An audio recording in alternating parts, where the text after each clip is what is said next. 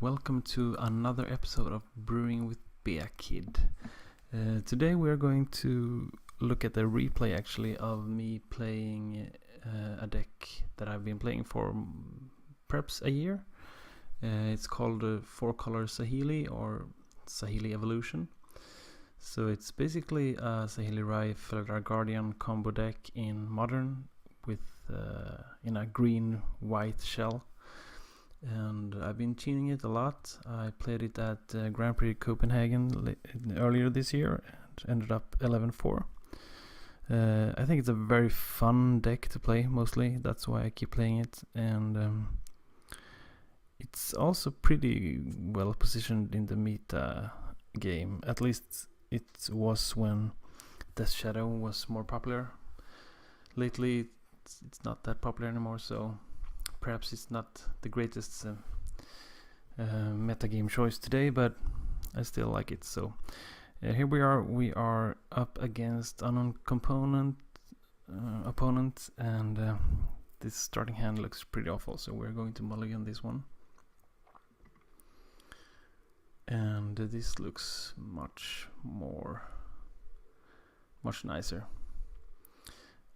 So we will start playing a Razor Birch Thicket here. And we are going to put the Lotus Carp on the bottom because we need action and not more ramp. So just gonna play Birds of Paradise here and pass the turn. And it looks like we're up against some kind of green-white deck. Actually not the best matchup for us. We don't want to face other creature decks because Voice of Resurgence we're playing 4 Voice of Resurgence, and it's pretty important that the Voice is a good card in the matchup in order for the deck to be really good. But they're playing black, so it seems like its Voice could be good. In fact, so good that the opponent chooses to path to exile it.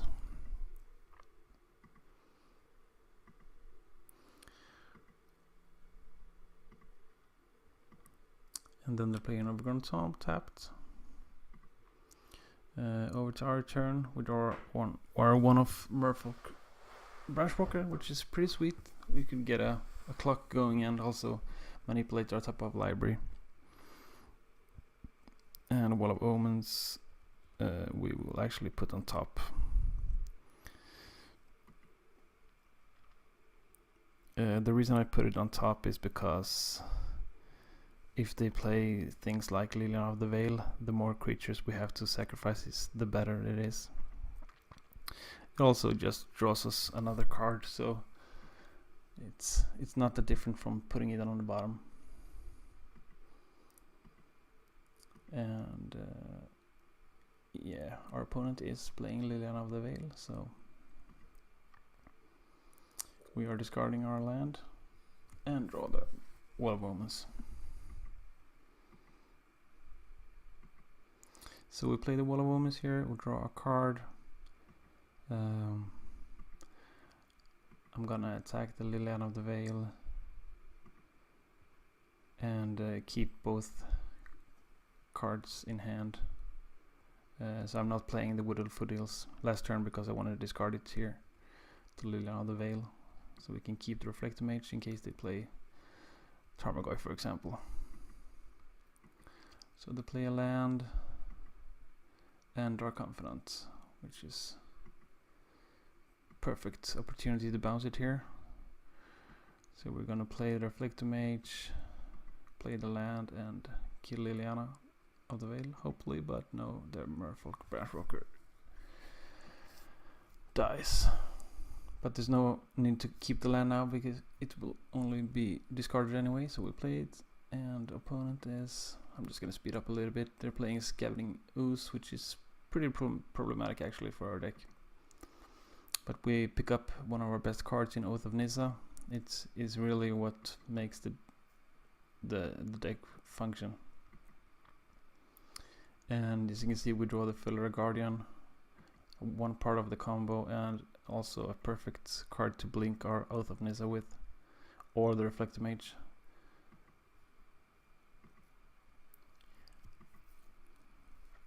So I'm actually gonna blink the Reflector Mage here. That way we can start killing Liliana of the Veil. Yeah, opponent is exiling Merfolk Branchwalker there in response, and then plays their Dark Confidant, and we just have the natural combo drawn, which is happens sometimes. Opponent has Scavenging Ooze in hand, we know that, so it's just, yeah, opponent scoops. Alright, so game 2, we have a pretty sweet hand. Let's look at the sideboard here. So we have removed one Eldritch Evolution here. I like to do that against the discard and counter decks because we play 3 main deck, but sometimes it's sometimes you end up having Eldritch Evolution in your hand and no creatures on the board, and or it's hard to, it's a bit risky to play Eldritch Evolution because you sacrifice the creature as a cost, so against counters it could be a bit risky. And I have also sideboarded in one of my 2 Fairy Justices just to be able to deal with Liliana of the Veil. It's actually a pretty good card against Planeswalkers, Fairy Justice, and creatures, obviously. We have removed our Kitchen Finks from the main and one of our Lotus Cobras, and yeah, we have brought in 2 Blood Moons, which could take our opponent by surprise because we are playing a 4-color deck and it's quite greedy to play Blood Moon, but it works actually. So opponent starts, we're gonna keep, they're playing Steering Wildwood, and we are just going to play a tapped Sacred Foundry. Opponent goes for Tarmogoyf, which we don't really care that much about. And we have a perfect response here in Spreading Seas. So we're just gonna fetch. I'm gonna fetch the Breeding Pool and play Spreading Seas on their black mana producing land. That way they can't play Liliana of the Veil this turn. And we're also a bit afraid of discard, so it seems they're playing Windswept Heath, attacking for 1. It's our turn. So here we're going to play Lotus Cobra. Lotus Cobra is such a sweet card in this deck. It makes for some really explosive play. You could, if you play a bird, if you play a Lotus Cobra turn 2 and fetch on turn 3, you can actually combo off on turn 3. So here we use the white mana to play a Path to Exile, and sorry, we don't. We play a Birth Paradise, of course, and we keep our Razorback Thicket untapped, so we could play Path to Exile if we need to, although the Tarmogoyf is not super problematic at the moment. They're going to discard one of our Path to Exiles with Collective Brutality, and now Tarmogoyf is a bit of a problem because it's now a 5/6, so we are going to Path to Exile that one and play our Saheeli Evolution. So opponent has 3 cards in hand. They could very well have Abrupt Decay or something. We are going to keep Reflector Mage on top. It's a pretty sweet card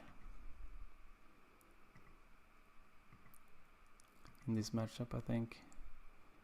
Yeah, they are killing our Saheeli Evolution with Maelstrom Pulse. And then they play a Tarmogoyf, and we have Reflector Mage for that one.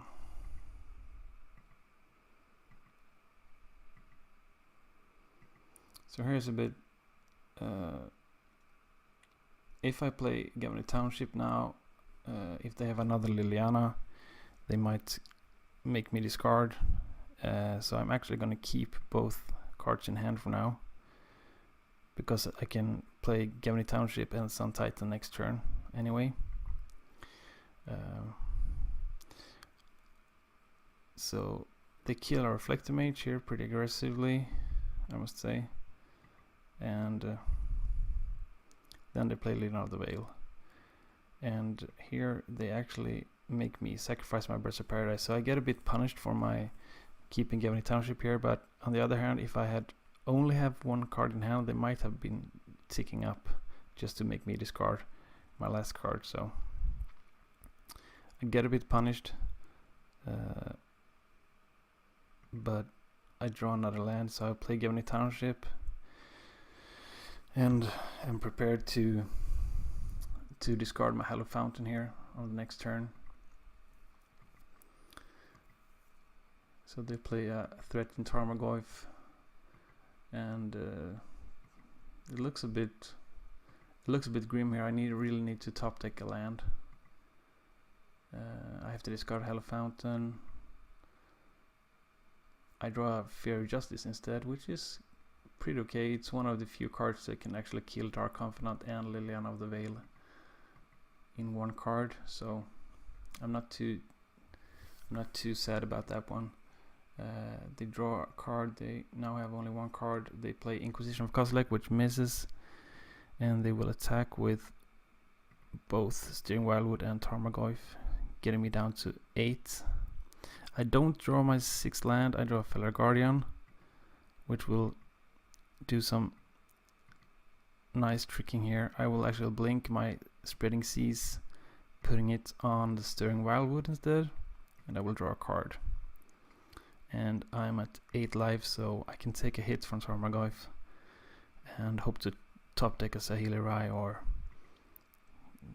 a land for my Sun Titan. So I'll take 5 life. I take 5 damage here, and I draw the land. So here I can fetch Windswept Heat, get a opponent scoops it up. They see it coming, so I would just play Sun Titan, get back Saheeli Rai, and then combo off. So 2-0 first game versus Abzan. Pretty happy. This matchup can be a bit hard sometimes, but yeah,